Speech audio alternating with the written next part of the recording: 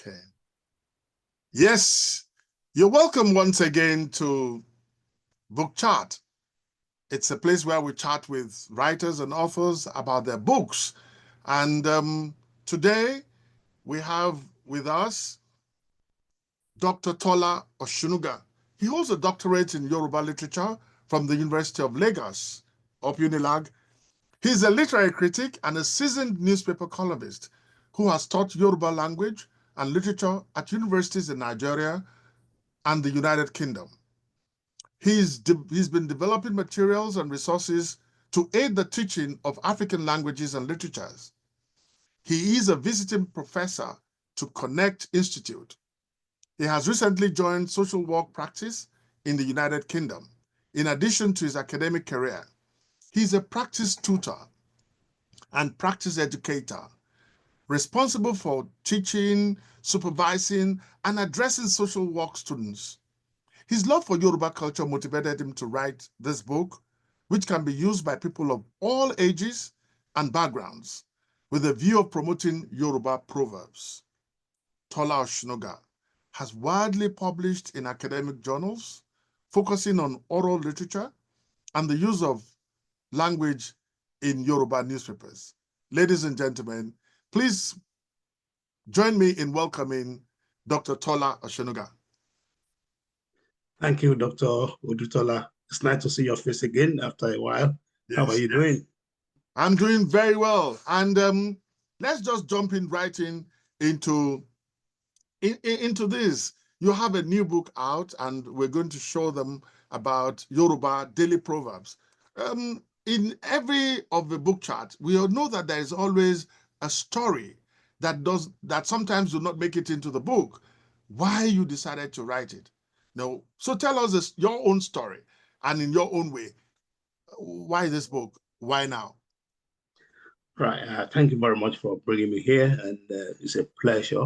And I think it's a privilege to see a kind of forum like this where you talk about books and speak to the authors and getting to know the authors' mind about books. Yeah. You see, what actually motivated me to write this book is simply because I saw a lack, a need in Yoruba Proverbs. I've read so many books on Yoruba Proverbs, but what I've always seen is I'll see people translating the Proverbs into English or any other language, but I've never come across one that has got illustration of those Proverbs. So I felt there is a need to connect with the actual meaning of this illustration. It's not just about, yes, this is a Yoruba proverb, this translation in English or Igbo or Hausa or any other language. But then, where are the illustration? Where is the mental connectivity with that kind of illustration? That's one thing that motivated me that, look, I can plug this gap here by providing a book that illustrates any proverb that I use. Apart from that, I think younger people are missing. These are people who have got Yoruba, a kind of Yoruba connection. Maybe their parents are Yoruba speaking people, or they grew up in Yoruba land, because now we've got children who cannot even speak Yoruba, despite that they live in Yoruba land. It's quite shameful. So I was thinking, what can we do to make it attractive to them? Yeah, is it that Yoruba is so difficult to speak or to read? I don't believe so. But if that is their own thinking, can we now bring it closer to them by translating it into English, then showing them the illustration, how they can apply that, that proverb. And that's why, it's kind of a trilogy of a thing.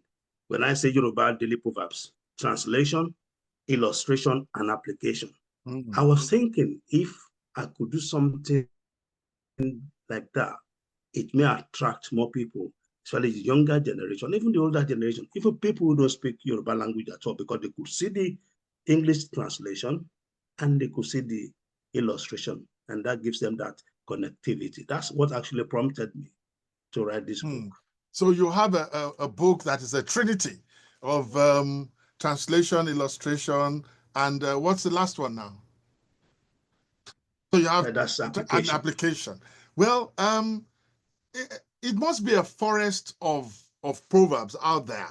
And I know that a person like late Owomoyela actually tried to put some together in a different way. But how did you select which proverbs to include? And were there any that were particularly difficult to translate or interpret? Well, what I'll do, let me just pick the book up and show you what I've done. So you asked about how did I select the Yes, how proverbs? did you select the proverbs you chose? Initially, I had about 1,050 proverbs, and I was Wow. looking for I was looking for one that have daily application that people can relate to on a daily basis. That they don't look, I mean, they don't have to be that long proverbs or ones that will engage them so intellectually that they will lose the focus of what the proverbs are. So that's why I said, okay, let me see. Initially, I wanted to go for 123, so that 123, Okay. 123. So eventually, because of printers, devil, and all that, I ended up with 120 proverbs that are daily. Look at the first one. Let me just show you the first one and what the first one says. And that gives an insight into what I was trying to achieve. The Yoruba proverb is that ipa ọgbẹ́ni san, ipa òun kì í san. And when you translate that into English, it means that the wound left by a cutlass may heal, but the wound left by hurtful words does not heal. Yeah? So I've done the Yoruba proverbs, I've done the translation in English, then what is the application? And I'll say, therefore, be mindful of your speech because people may remember you for what you said to them and not what you did for them. The impact of your words can have damaging consequences. So I finished by saying, think before you talk. Think before you talk. And I think both young and old can relate with that. That you don't just talk carelessly. You want to weigh your speech because the consequence could be very damaging. And when you look at the illustration, I don't know whether your viewers can see it. The Yes. illustration of that proverb shows someone who may have been spoken to wrongly and who's now in a very reclusive mode, trying to imagine why did you say that?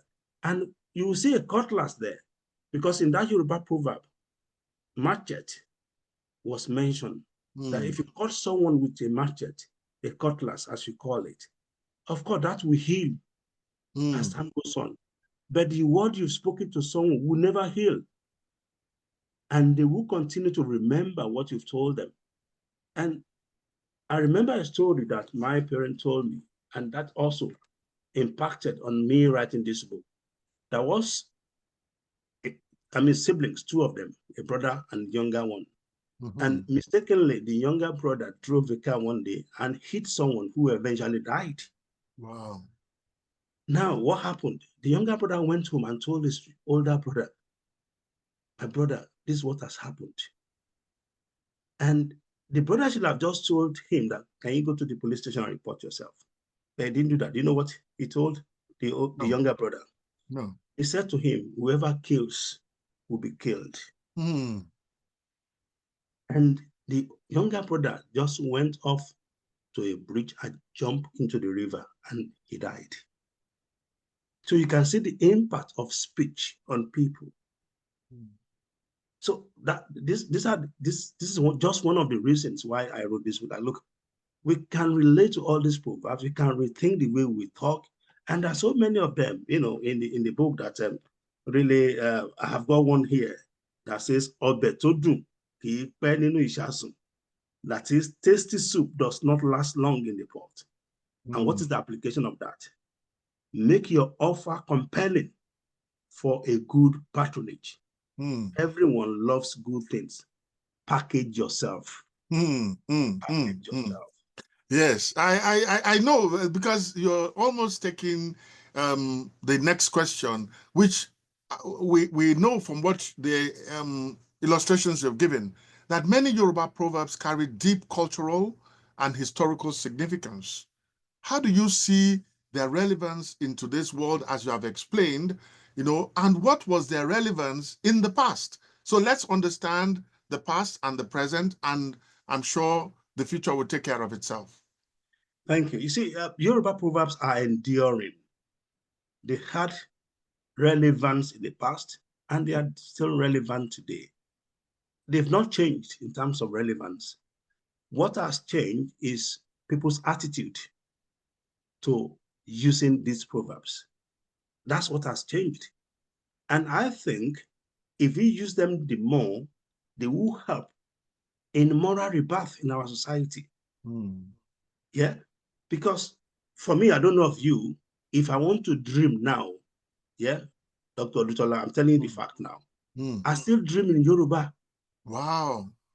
I dream in Yoruba. That is my mother tongue. And that is language of development.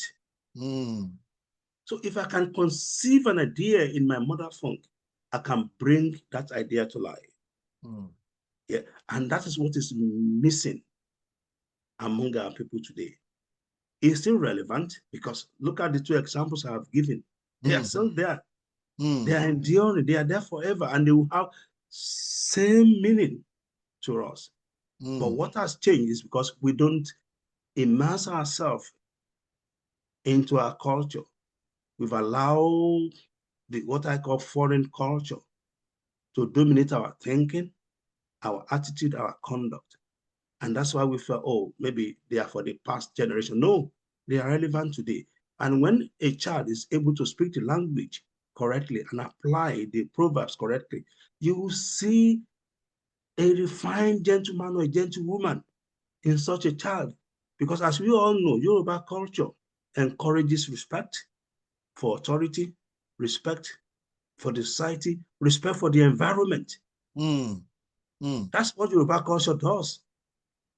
So I think they are still relevant and they will continue to be relevant. I'm not comparing them to holy books that are still relevant, but I'm telling you, Yoruba culture, Yoruba proverbs especially, they are relevant. I know some of them have gone through modernization based on the changing in our thinking, changing in our environment, but they are still there. They are still relevant.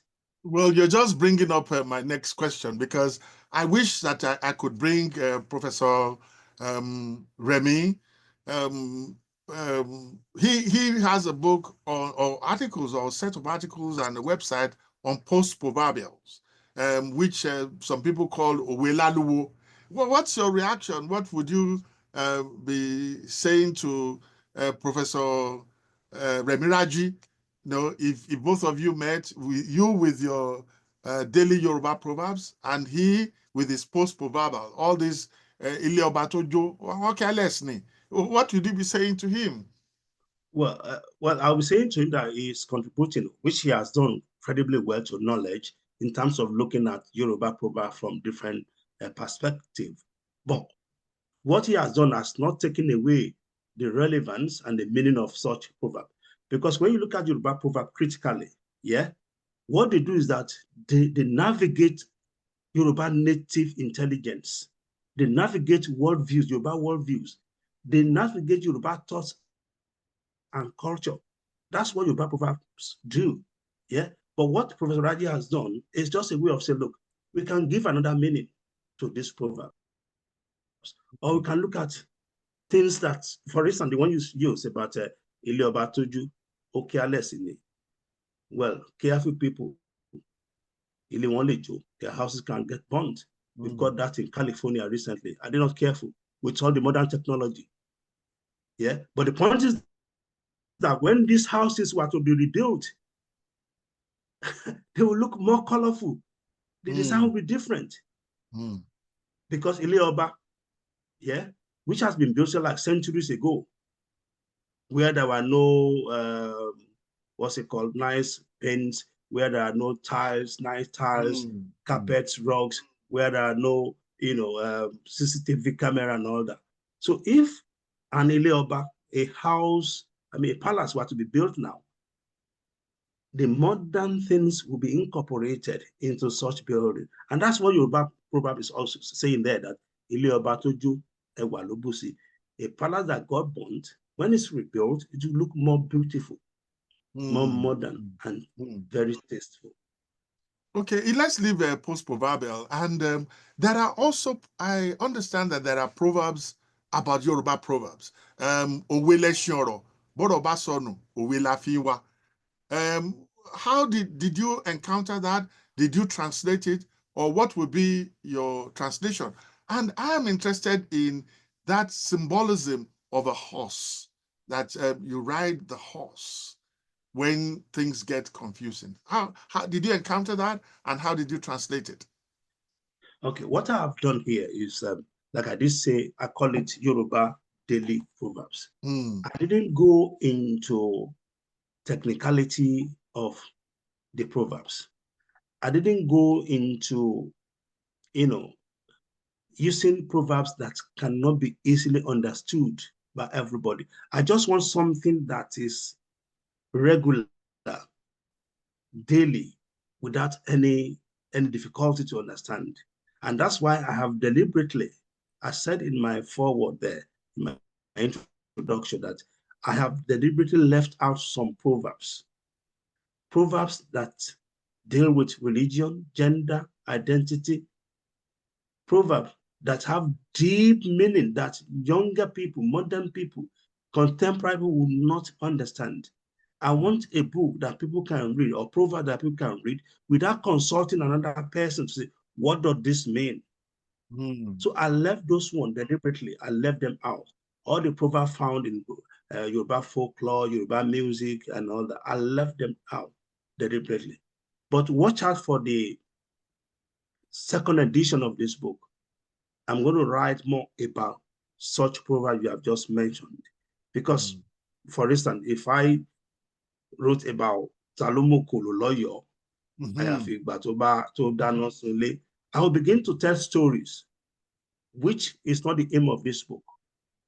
I didn't want to tell stories about what predated some proverbs. I just want to lay it bare that, look, this is the Yoruba proverb. This is the interpretation. This is how it can be illustrated, and you can relate to that mentally. That's what I've just done. So I've left those ones out deliberately. Okay. Let me go back again, just for emphasis, because you've really talked about the role proverbs play in Yoruba oral tradition and how they shape our everyday communication. Now, the shaping of our everyday communication, are we talking about elders, or are we talking about rural dwellers? Or do you think that city people also shape their everyday communication with proverbs? Right. Well, what I've found out, right, is that people don't use proverbs in their daily communication. Even the city people, the village people that you mentioned, they don't. That tradition is fading away, and that's what I'm intending to achieve here. Remember, among the Yoruba, we do say that young people, yeah, when they are talking or speaking in the presence of older people, they cannot be using proverb unless they have permission prior to doing so.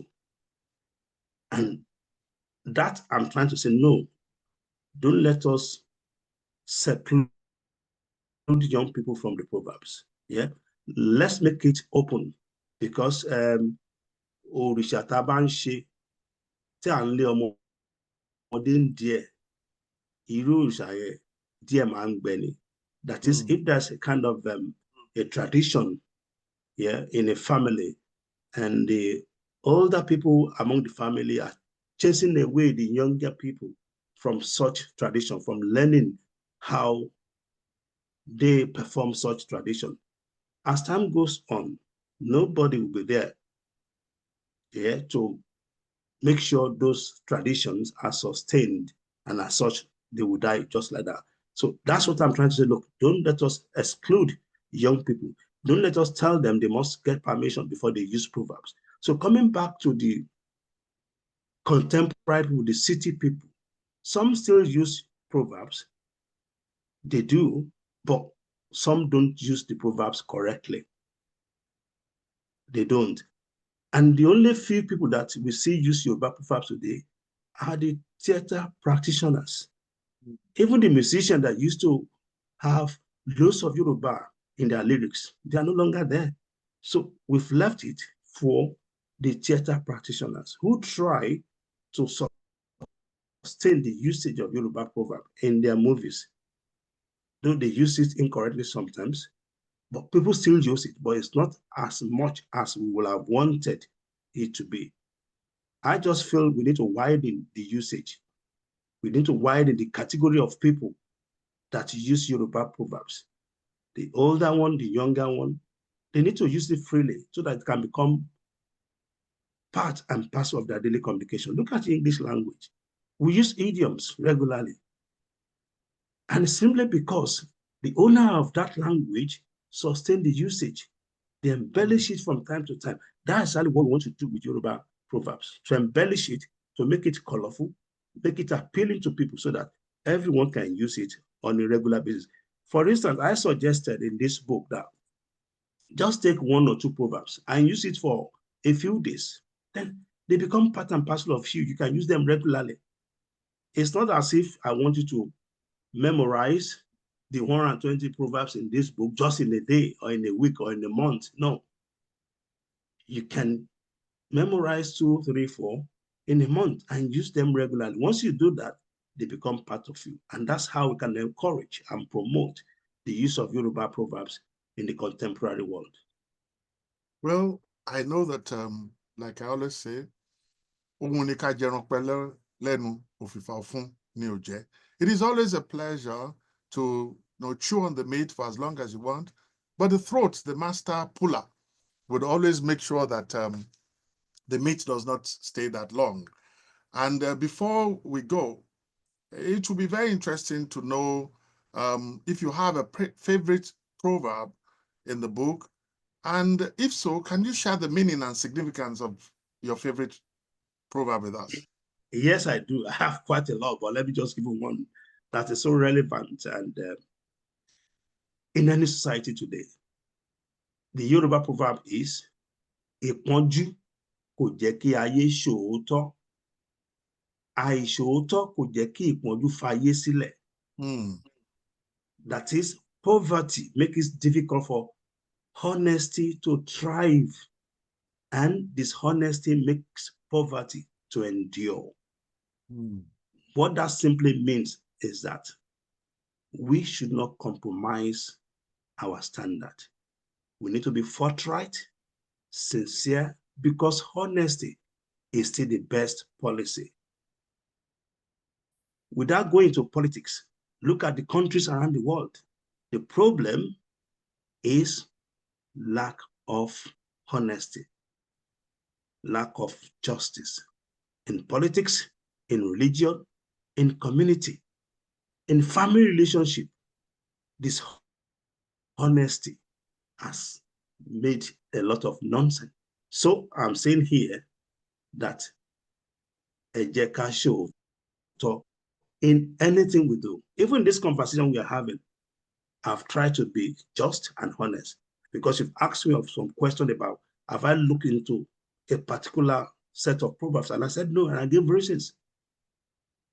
So honesty is the best policy. I agree with you. Like my father would always say, no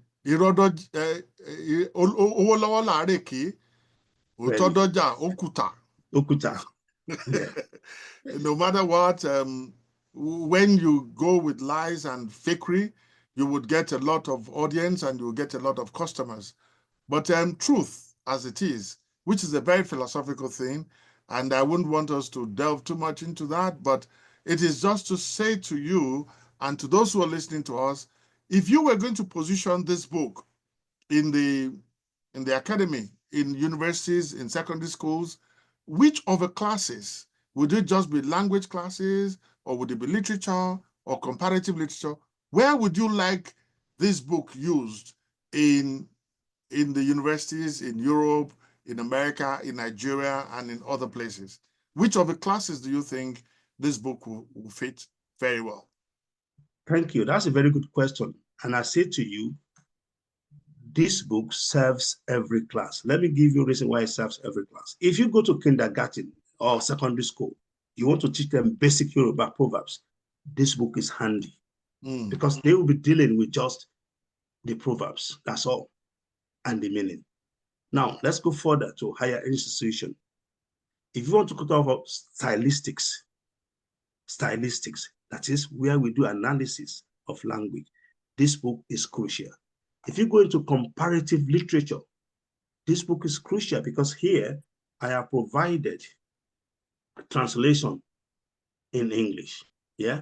Let someone else take it up and provide translation of such proverbs in Igbo, in Hausa, in Urdu, in Chinese, or any other language of the world.